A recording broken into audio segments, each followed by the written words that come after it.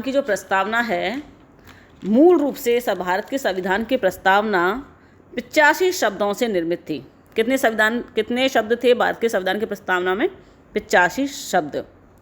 और सबसे जो महत्वपूर्ण जो चीज़ है, और ये अक्सर हमारे कॉम्पिटिटिव एग्ज़ाम में, प्रतियोगी परीक्षाओं में भी अक्सर पूछा जाता है कि संविधान की प्रस्तावना में जो 3 शब्द जोड़े गए, वो 3 शब्द समाजवादी, पंथनिरपेक्ष और अखंडता। क्या शब्द थे? समाजवादी, पंथनिरपेक्ष और अखंडता। ये 3 शब्द थे जो मूल प्रस्तावना में नहीं थे और इन्हें बाद में 42वें संविधान संशोधन 1976 के द्वारा सब प्रस्तावनाओं में सम्मिलित किया गया या इन्हें जोड़ा गया। तो याद रखें, 3 शब्द समाजवादी, पंथनिरपेक्ष और अखंडता कब जोड़े गए? 42वें संविधान संशोधन 1976 के द्वारा। ठीक है। इसके बाद हम अपनी प्रस्तावना के जो शब्द हैं, इनका मर्म क्या है, इनका अर्थ क्या है, इसको हम जानने का प्रयास करेंगे। तो सबसे पहले हम देखते हैं, हमारे स्क्रीन पर सामने है कि हम भारत के लोग, क्या शब्द दे रखा है? हम भारत के लोग। तो हम भारत के लोग, इस शब्द का क्या मतलब है? इसका तात्पर्य यह है कि भारतीय संविधान का निर्माण भारत की जनता या उनके द्वारा निर्वाचित प्रतिनिधियों के द्वारा किया गया है। यह वाक्य संवैधानिक शक्ति के स्रोत के बारे में भी बताता है कि भारत के संविधान में जनता ही शक्ति का स्रोत है। यानी भारत में जो संविधान की जो प्रस्तावना है, वो अपनी जो शक्ति प्राप्त करती है, वो किसके माध्यम से? जनता के माध्यम से। इसके बाद इसमें एक अगला शब्द है संपूर्ण प्रभुत्व संपन्न। क्या शब्द है? संपूर्ण प्रभुत्व संपन्न।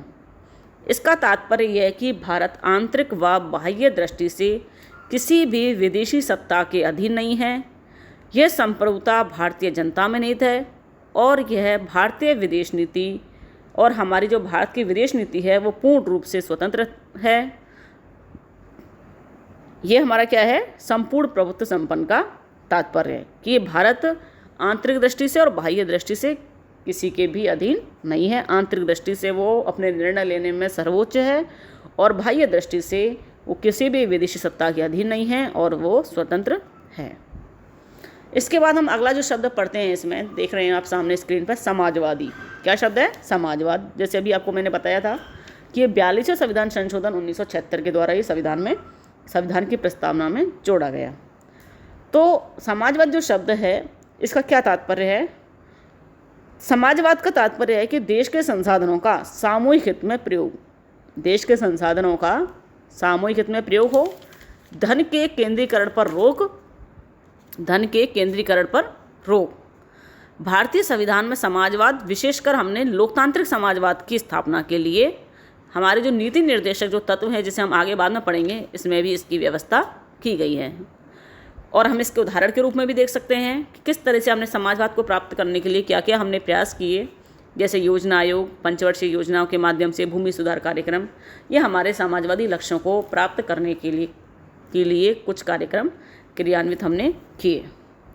इसके बाद हम अगला जो शब्द पढ़ते हैं वो है पंथ निरपेक्ष। क्या है? पंथ निरपेक्ष। पंथ निरपेक्ष का तात्पर्य क्या है कि भारत एक ऐसा राज्य है जिसका अपना कोई धर्म नहीं है। वह सभी धर्मों को बढ़ाने के उचित अवसर प्रदान करता है। धार्मिक दृष्टि से भारत क्या है? धर्मनिरपेक्ष है। जैसे हम देख सकते हैं कि हमारा पड़ोसी देश पाकिस्तान है, उसका धर्म है वो क्या है? इस्लाम धर्म है। जबकि भारत किसी भी धर्म को विशेष महत्व या विशेष मान्यता प्रदान नहीं करता है, सभी धर्मों को समान भाव से देखता है और सभी धर्मों को बढ़ाने के उचित अवसर प्रदान करता है। इसके बाद हम अगला जो शब्द है लोकतंत्रात्मक गणराज्य। लोकतंत्र जैसे तो हम बचपन से हमारे, जैसे आप देखते होंगे 10th क्लास में, आप एसएस में भी पढ़ के आए होंगे, लोकतंत्र, डेमोक्रेसी जिसे कहते हैं। तो हमारा जो संविधान है या भारत की जो संविधान की प्रस्तावना में भारत को क्या दिया गया है? एक लोकतांत्रिक राज्य कहा गया है। क्या कहा गया है? भारत को एक लोकतांत्रिक राज्य कहा गया है। इसका तात्पर्य क्या है कि जो शासन शक्ति है वो किसी व्यक्ति या वर्ग या किसी एक समूह के हाथ में नहीं है, बल्कि ये किसके पास है? समस्त जनता के पास है। जनता के पास कैसे है? कि जनता स्वयं या अपने प्रतिनिधियों के माध्यम से शासन का संचालन करती है। हम देखते हैं कि हमारे यहाँ हर 5 साल में आम चुनाव होते हैं, जनता वोट डालती है ना।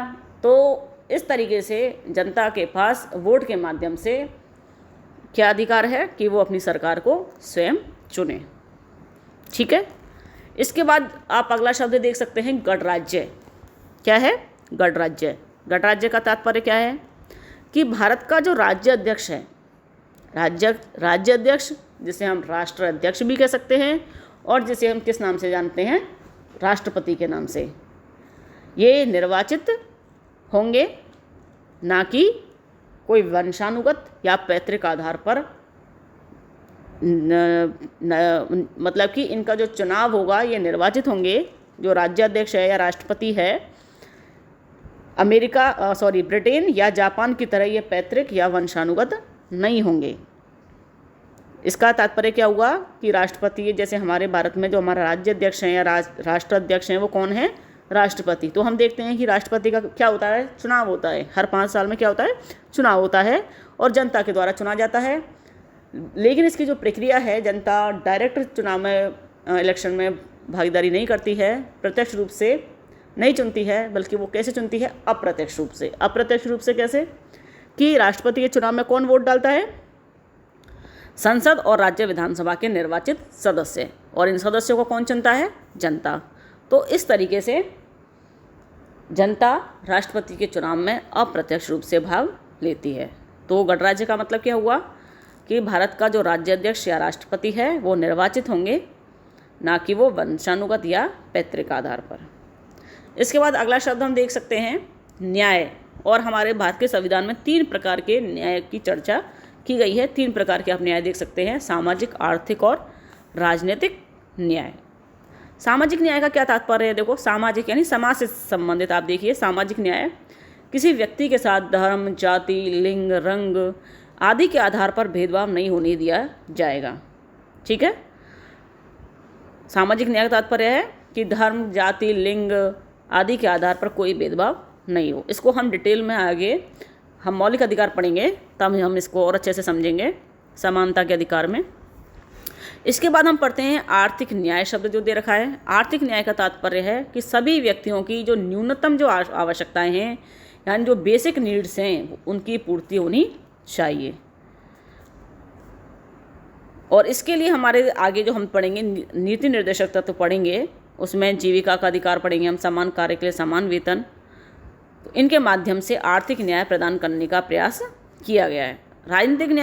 राजनीतिक न्याय से क्या तात्पर्य है कि सभी को समान रूप से मताधिकार प्राप्त है, चुनाव लड़ने का अधिकार है। हम देखते हैं कि एक व्यक्ति एक वोट हमारे देश में एक इस तरह से हमारे यहाँ पर शासन प्रणाली का एक कार्यक्रम है। पहले जैसे हम जैसे कि हमको मतलब कि हमको जानकारी होनी चाहिए, हमको ये पहले अवगत होना चाहिए हमें इस चीज़ से कि भारत में वोट डालने की जो आयु है वो कितनी है? 18 वर्ष। 18 वर्ष का व्यक्ति वयस्क मताधिकार, एक हमारा शब्द है हमारी निर्वाचन प्रणाली में, वयस्क मताधिकार। वयस्क मताधिकार का तात्पर्य क्या है? हमने जो वयस्क होने की जो आयु जो निर्धारित की है वो कितनी है? 18 वर्ष। 18 वर्ष की आयु प्राप्त करने पर व्यक्ति क्या हो जाता है? बालक है वो वयस्क हो जाता है और उसे वोट डालने का अधिकार मिल जाता है। इससे पहले हम देखते हैं कि वोट डालने की जो आयु थी वो 21 वर्ष थी, लेकिन 61वें संविधान संशोधन 1989 के द्वारा 21 वर्ष से घटा करके आयु कितनी कर दी? 18 वर्ष। ठीक है। और इसके बाद हम आगे पढ़ेंगे, आगे क्या शब्द दे रखा है? स्वतंत्रता। स्वतंत्रता क्या है? भारतीय स्वतंत्रता है ना। तो देखते हैं कि हमारे संविधान में किस तरीके से स्वतंत्रता की व्याख्या की गई है, क्या इसके प्रावधान है, क्या इसके मायने हैं। तो भारतीय प्रस्तावना में जो विचार अभिव्यक्ति की स्वतंत्रता भी जैसे हम देख सकते हैं दी गई है।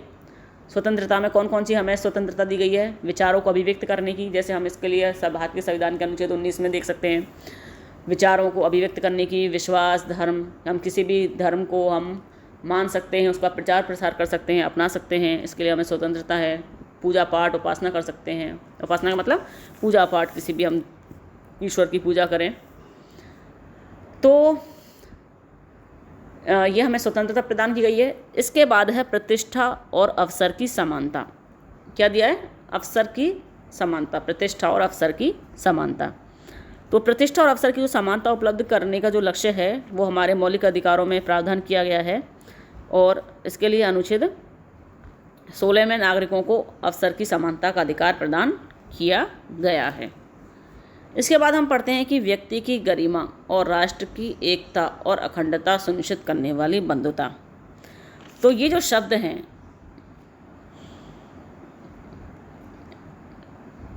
देश की एकता और अखंडता, इसका तात्पर्य क्या हुआ? और पहले हम ये जानेंगे कि ये जो शब्द हैं वो हमने फ्रांस की क्रांति से लिए हैं। कहाँ से लिए हैं? फ्रांस की क्रांति से। फ्रांस की क्रांति के जो 3 नारे थे वो कौन कौन से थे? पढ़ा होगा आपने 10वीं में 10th क्लास में पढ़ के आए होंगे एसएस में। कौन से थे 3 नारे? समानता, स्वतंत्रता और बंधुता। समानता, स्वतंत्रता और बंधुता, ये 3 नारे थे। तो हम इनका मतलब क्या हुआ? समानता स्वतंत्रता हमने पढ़ लिया। बंधुता का मतलब क्या है? भाईचारे से, यानी कि हमारे अंदर क्या भावना हो कि हम धर्म, भाषा, जाति, क्षेत्र आदि से ऊपर उठकर आपस में मिलजुल कर भाईचारे की भावना से रहें। और बंधुता की भावना से न केवल हम अपने राष्ट्र का निर्माण करेंगे, अपितु अपने राज्य का भी निर्माण करेंगे, और इससे हमारे देश की एकता और अखंडता बनी रहेगी। तो अभी आपको जैसे मैंने पहले भी बताया था, 3 शब्द जोड़े गए थे हमारे संविधान की प्रस्तावना में 42वें संविधान संशोधन 1976 के द्वारा: समाजवाद, पंथनिरपेक्ष और अखंडता। तो अखंडता शब्द है, ये भी बाद में जोड़ा गया है, ये मूल रूप से संविधान की उद्देशिका या प्रस्तावना में नहीं था। इस प्रकार हम देख सकते हैं कि हमारे जो प्रस्तावना है वो एक भारतीय संविधान का दर्शन है। इससे न केवल हमारी जो भारतीय जो संविधान है या हमारी सरकार है वो न केवल संवैधानिक शक्ति प्राप्त करती है, बल्कि यह हमारे भारतीय शासन के स्वरूप पर भी प्रकाश डालता है। हम जान सकते हैं कि हमारा संविधान क्या कहता है, संविधान के क्या मायने हैं, क्या निहित अर्थ हैं, और ये पथ प्रदर्शक का कार्य करता है। इसके बाद हम देखते हैं और अन्य जो आप सामने देख सकते हैं कि प्रस्तावना के जो तत्व हैं, इसको हमने एक नोट्स टाइप में इसको बना दिया है कि प्रस्तावना के जो तत्व हैं मेन कि संविधान के अधिकार का स्रोत भारत की जनता है, भारत की संप्रभु, समाजवादी, पंथनिरपेक्ष, लोकतांत्रिक व गणतांत्रिक प्रवृत्ति है। संविधान के उद्देश्य न्याय, स्वतंत्रता, समता, बंधुत्व है। विषय वस्तु आप देख सकते हैं, न्याय में आपको सामाजिक, आर्थिक, राजनीतिक न्याय। स्वतंत्रता है विचार, अभिव्यक्ति, विश्वास, धर्म और उपासना की। समता है प्रतिष्ठा और अवसर की। सामाजिक, आर्थिक, राजनीतिक न्याय ये हमने कहाँ से लिए हैं? 1917 की रूस की क्रांति से। विषय वस्तु में आप देख सकते हैं स्वतंत्रता, समानता और बंधुत्व के आदर्शों को, जैसे कि हमने अभी बताया था, फ्रांस की क्रांति से लिया गया है। 42वें संविधान संशोधन अधिनियम 1976 के द्वारा प्रस्तावना में 3 शब्द जोड़े गए, जैसे आपको प्रारंभ में भी बताया था। 3 शब्द दे रखे हैं सामने स्क्रीन पर, आप देख सकते हैं: समाजवाद, पंथनिरपेक्ष और अखंडता, सोशलिस्ट, सेकुलर और इंटीग्रिटी। अब इसमें प्रमुख जो पॉइंट हैं वो हम जान लेते हैं कि प्रस्तावना के बारे में विभिन्न विद्वानों ने क्या क्या अपने विचार दिए हैं, किन नामों से या क्या क्या संज्ञा उनको दी है। जैसे कि अल्लादी कृष्णा स्वामी अय्यर हैं, उन्होंने कहा है कि भारत की संविधान जो प्रस्तावना है वो हमारे दीर्घकालीन सपनों का विचार है। के मुंशी ने कहा है कि प्रस्तावना हमारी संप्रभु लोकतांत्रिक गणराज्य का भविष्य फल है। पंडित ठाकुरदास भार्गव ने कहा है कि प्रस्तावना संविधान की आत्मा, कुंजी और आभूषण है। इस तरीके से विभिन्न विद्वानों ने संविधान के बारे में, संविधान की प्रस्तावना के बारे में भिन्न भिन्न शब्दों से उन्हें विभूषित किया गया है, या विभिन्न शब्दों से उन्हें जाना है। इसके बाद हम देखते हैं कि प्रस्तावना एक जो विवाद का बिंदु है कि प्रस्तावना संविधान का अंग है या नहीं। प्रस्तावना को संविधान का अंग है या नहीं, संविधान का उसका भाग माने या नहीं। इसके संबंध में हमारे 2 केस सुप्रीम कोर्ट में गए थे और उनके आधार पर हम ये निष्कर्ष निकालते हैं। तो वो पहला केस है, जैसे कि आप सामने देख सकते हैं, बेरूबारी मामला आया था 1960 में, और इसमें सुप्रीम कोर्ट ने कहा था कि प्रस्तावना है वो संविधान का भाग नहीं है, इसलिए इसमें संशोधन नहीं हो सकता। तो बेरोबारी मामले में क्या कहा गया था कि प्रस्तावना संविधान का अंग या उसका भाग नहीं है। लेकिन बाद में इसमें संशोधन हुआ, अगला केस आया सुप्रीम कोर्ट में 1973 में केशवानंद भारती केस आया, और केशवानंद भारती जो केस आया उसमें सर्वोच्च न्यायालय ने कहा कि प्रस्तावना संविधान का अंग है और इसके आधार पर हम संविधान की व्याख्या भी कर सकते हैं। ठीक है, तो बेरोबारी मामले में क्या कहा गया कि प्रस्तावना संविधान का भाग नहीं है, और फिर बाद में केशवानंद भारती में क्या कहा गया कि प्रस्तावना संविधान का भाग है और इसलिए इसमें संशोधन भी किया जा सकता है, लेकिन संविधान का जो मूल ढांचा है इसमें संशोधन नहीं किया जा सकता है। तो इस तरीके से ये आपकी प्रस्तावना के बारे में हमने आज आपको समझाने का प्रयास किया। उम्मीद करते हैं आपको समझ में आया होगा। तो इस तरीके से ये हमारा आज का जो टॉपिक है प्रस्तावना वो समाप्त हुआ। धन्यवाद।